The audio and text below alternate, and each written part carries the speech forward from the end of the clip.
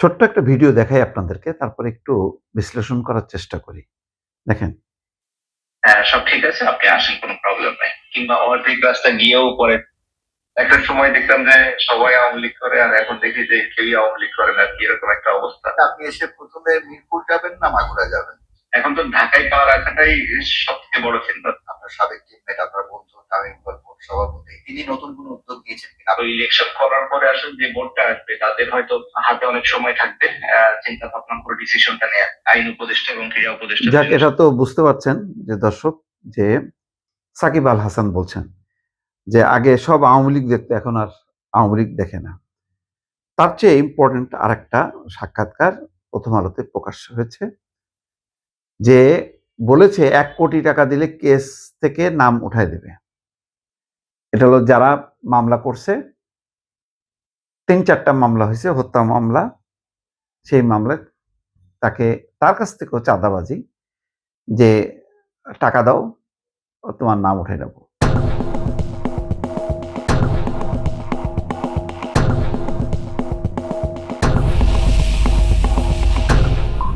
সাকিব আল হাসান যথেষ্ট চালাক চতুর। তিনি জানেন যে আসলে এইভাবে উঠানো যায় না। এটা হলো পুলিশকে রিপোর্ট দিয়ে খালাস দিতে হবে, অব্যাহতি দিতে হবে যে না, সাকিব আল হাসান নেই। ফলে তিনি রাজি হননি। কিন্তু এই যে আগে তিনি দেখতেন যে সব আওয়ামী লীগ, এখন দেখেন না, এখন হয়তো দেখেন সব বিএনপি। এটাই হচ্ছে প্রকৃত অবস্থা। আজকে সাকিব আল হাসান, যেহেতু তার দল ক্ষমতায় নেই, আজকে তার কাছ থেকে চাঁদা দাবি করা হচ্ছে তার মামলা থেকে তার নাম ওঠানোর জন্য। ক্ষমতায় থাকতে যদি সাকিব আল হাসান আজকে বুঝতে পারতেন, তাহলে আজকে এই কথাগুলোর, এই প্রশ্নের মুখোমুখি হতেন না। তাহলে তার পুরো সাক্ষাৎকারের কন্টেন্টই থাকতো খেলাধুলা, পারফরমেন্স, ক্রিকেটের ভবিষ্যৎ কিভাবে বিনির্মাণ করা যায় সেগুলো। কিন্তু এইগুলির বাইরে যে এই যে সাকিব আল হাসান বলছেন যে আগে চতুর্দিকে দেখতো সে আওয়ামী লীগ, তো চতুর্দিকে দেখতো বলে তিনি নিজেও ওই ভুল পথে পা বাড়িয়েছেন। তিনিও মনে করছেন যে আওয়ামী লীগই থাকবে, আওয়ামী লীগের আর কোনো বিকল্প নেই, আওয়ামী লীগের কোনো পতন হবে না।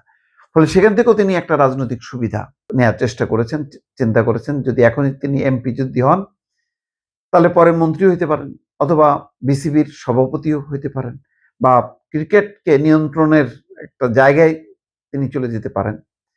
তো এগুলি কোনো আদর্শিক ভাবনা না, এগুলি হলো খুবই বৈশ্বিক ভাবনা থেকে সাকিব আল হাসান এগুলি চিন্তা করেছেন। একজন খেলোয়াড় তার ভাবা উচিত ছিল আন্তর্জাতিক পরিসরে যখন তিনি খেলাধুলা করেন, তখন তার উচিত ছিল আন্তর্জাতিক দৃষ্টিকোণ থেকে বিবেচনা করা যে বাংলাদেশে এই ধরনের শাসন ব্যবস্থা, এই ধরনের তথাকথিত গণতান্ত্রিক ব্যবস্থা নামে যে স্বৈরতন্ত্র, এই জায়গায় নির্বাচনে আমার কি পার্টিসিপেট করা উচিত কি উচিত না, এটা মাশরাফিও বোঝেননি। মাশরাফি তারা মনে করছেন যে এলাকার মানুষের কল্যাণ করার মধ্য দিয়ে সে তার রাজনৈতিক দায়িত্ব পালন করবে। কিন্তু রাজনীতি তো বিচ্ছিন্ন না, একটার সাথে আরেকটা সুতার মতন গাঁথা থাকে, যেভাবে মালা গাঁথা হয় সুতা দিয়ে। কিন্তু তিনি বিচ্ছিন্নভাবে জনপ্রিয় হতে চাচ্ছেন, বিচ্ছিন্নভাবে মানুষকে উপকার করতে চাচ্ছেন। কিন্তু প্ল্যাটফর্মটা কি? প্ল্যাটফর্মটা একটা খারাপ প্ল্যাটফর্ম।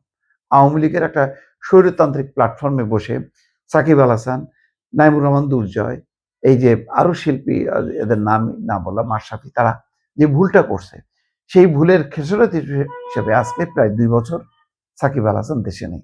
এখনো তার ফর্ম শেষ হয়ে যায়নি। সে সুন্দর মতন ভাবে একটা বিদায় নিতে পারত। তার বিদায়ে লক্ষ কোটি মানুষ তাকে মনে রাখতো, যেমন টেন্ডুলকারকে মনে রাখে, আরো আজহারউদ্দিন সহ অনেককেই মনে রাখে।